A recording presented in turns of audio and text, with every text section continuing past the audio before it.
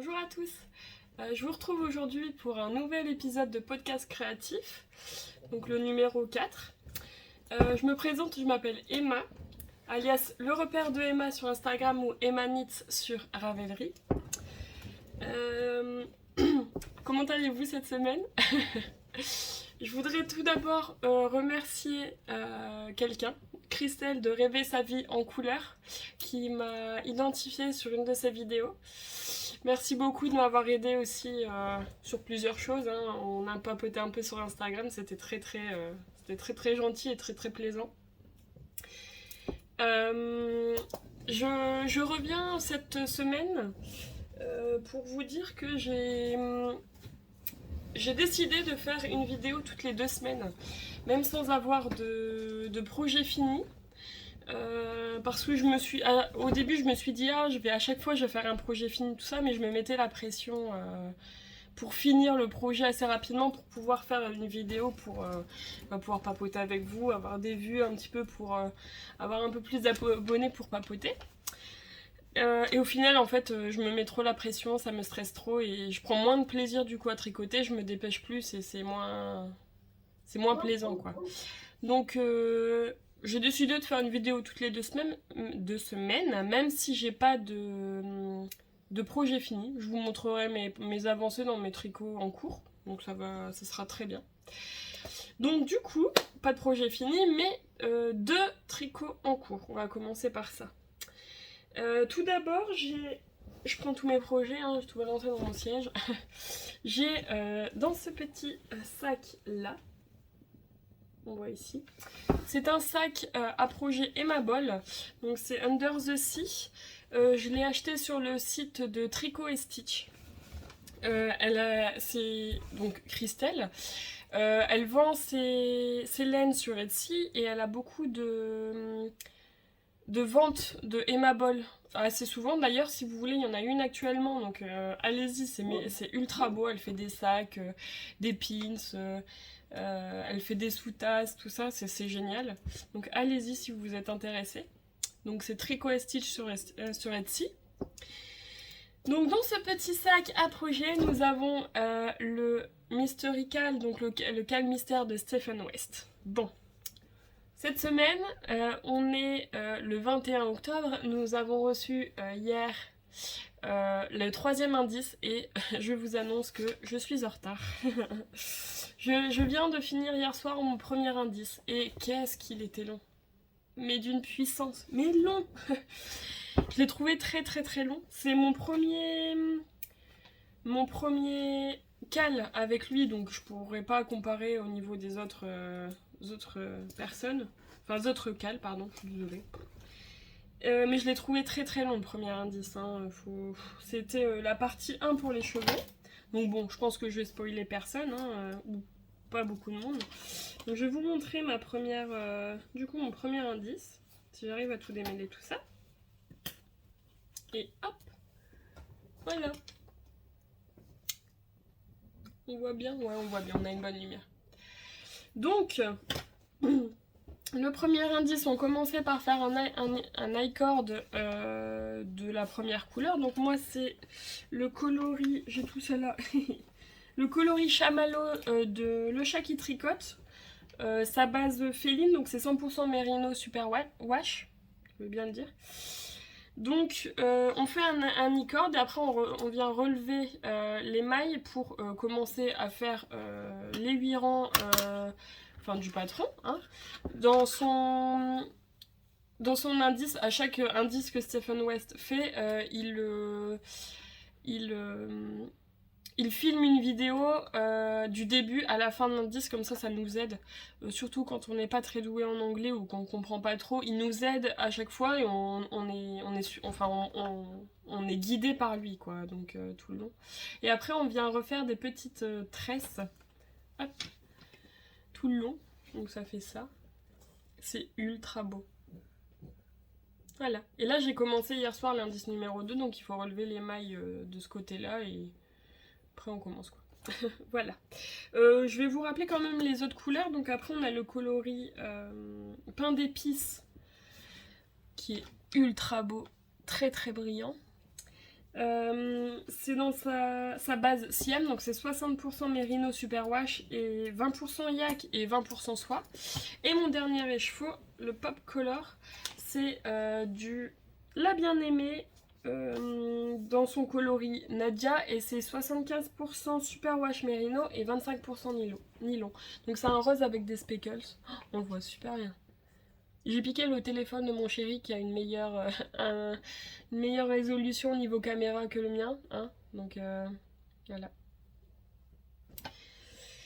Voilà pour ce projet. Donc on se lance dans l'indice 2. En espérant qu'il soit un petit peu plus rapide parce que parfois c'est long. Hein, je vous avoue. On va faire tout ça sinon on va tous on va se tromper. Ensuite, le deuxième projet que j'ai sur mes aiguilles, que j'utilise surtout quand je sors à l'extérieur parce que c'est beaucoup plus facile, c'est le pull Paris-Brest de Loli Lafay, donc Lolita, hop là, que j'ai fait dans les laines pour la base, enfin la couleur principale, je l'ai fait avec les laines de By Night Création. Donc c'est dans sa base comète, donc c'est du 100% coriadal et c'est du non-teint. Donc c'est celui-là. Je me trompe dans les fils. Donc c'est non-teint, c'est du blanc. C'est un petit peu rustique comme laine hein, quand même. Et la couleur contrastante, donc pour faire les rayures, je l'ai acheté à Célène. Donc c'est le coloris caramel. Je l'ai acheté sur Etsy, mais Célène, elle change, elle a créé sa boutique en ligne, du coup elle va partir petit à petit de Etsy pour avoir sa boutique. Et elle est tellement douce. Et le coloris, je vous l'avais pas bien là, c'est beaucoup plus caramel. Je vais essayer, hop, peut-être. C'est magnifique. Voilà. Et du coup, pour vous montrer mon avancée, la dernière fois j'avais que fait l'échantillon. Et cette fois-ci, j'ai fait ma bande de côte. J'ai fait ma première rayure et là j'ai commencé à repartir sur le blanc. Voilà. Donc ça va être une succession de rayures de plus en plus petites sur le corps. Donc on commence par le bas pour aller jusqu'en haut. C'est une succession de rayures de plus en plus petites et après dans le dos, si on veut, bon, le but c'est de le faire quand même, il y a un joli panneau de dentelle, mais magnifique. Je vous mettrai une photo. qu'on peut faire dans le dos et après sur les manches ça repart sur les rayures du coup de plus en plus petites jusqu'à plus en plus grandes, donc magnifique hein. J'ai hâte de le porter. Donc ça c'est fait. On en est à mes projets futurs. Donc le premier projet futur, j'ai déjà préparé dans mon petit sac à projet. C'est un sac comment dire, avec du portage fin pour bébé hein, voilà. je l'ai utilisé et du coup je vais faire les chaussettes éphémérales stream de Very Busy Monkey. Donc c'est un patron gratuit sur Ravelry, magnifique avec un joli panneau de dentelle aussi. Je vous mets, j'essaierai de vous mettre des photos à chaque fois. Et je vais le faire avec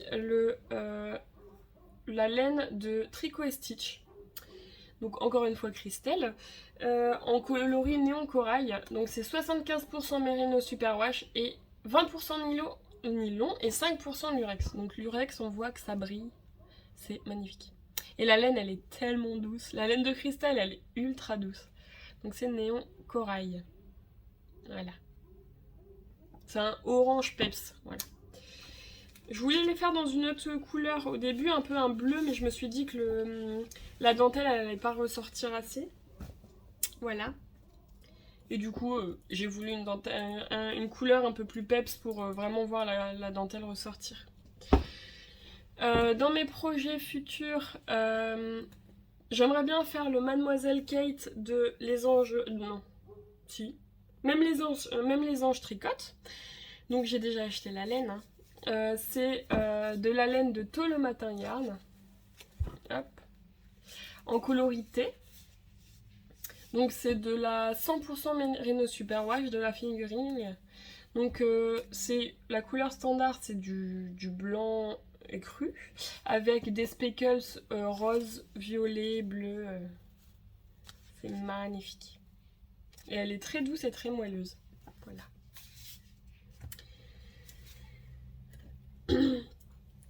Ensuite, on va parler de mes laines. Ensuite, on va parler de mes laines reçues. J'ai reçu plusieurs laines ce mois-ci, hein, petit craquage. J'ai reçu tout d'abord la laine de, bien sûr, l'étiquette est séparée, hop, voilà, de Lily sur un fil, donc sur Instagram, en coloris Fraser Ridge, donc très très beau gris violet avec des speckles rose, orange, hop, orange et un peu marron foncé. Voilà. Et je compte faire le Whitmore Cardigan de Amy Loudon. Donc j'ai hâte. J'ai vu ce cardigan, je me suis dit il faut que je trouve la laine. Et quand j'ai trouvé la laine, je me suis dit c'est parfait pour ça. Donc j'en ai profité. Ensuite j'ai acheté de la laine, comme il y avait une réduction, j'ai acheté de la laine Nord de Drops, voilà, en coloris rose poudré et gris foncé, pour faire un pull en jacquard, donc avec un yoke en jacquard dessus. C'est le Lupin Sweater, donc le pull Lupin de Anne Riemann. Il est sorti il n'y a pas longtemps et quand je l'ai vu j'ai tout de suite craqué dessus, donc je me suis dit allez on se lance.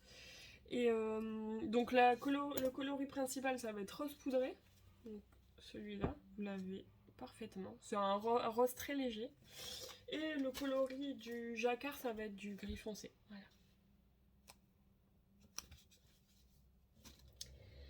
Ensuite le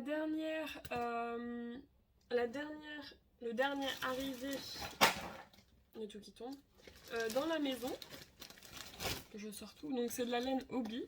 Il y a eu une promotion sur les laines à chaussettes de Halloween, donc j'en ai profité pour en prendre plusieurs, comme ça je me lance dans les chaussettes.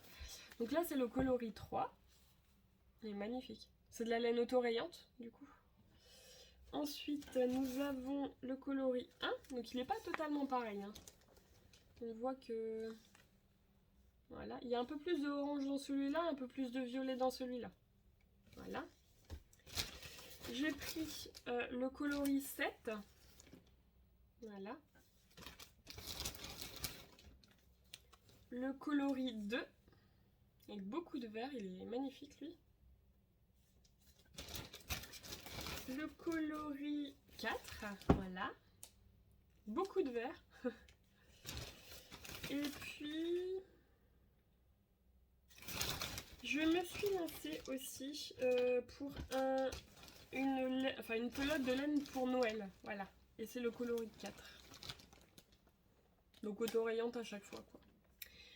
Donc voilà, j'ai plus qu'à me faire des chaussettes. Bon, pour cette année, je pense que les chaussettes d'Halloween, c'est mort, on est d'accord.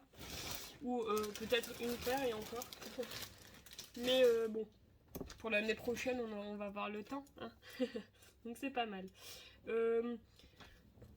J'ai vu le blog de l'eau demoiselle, elle a eu une pelote de chaussettes de Halloween de Hobby et elle disait que c'était de la bonne laine. Enfin pour les chaussettes je pense que c'est pas mal.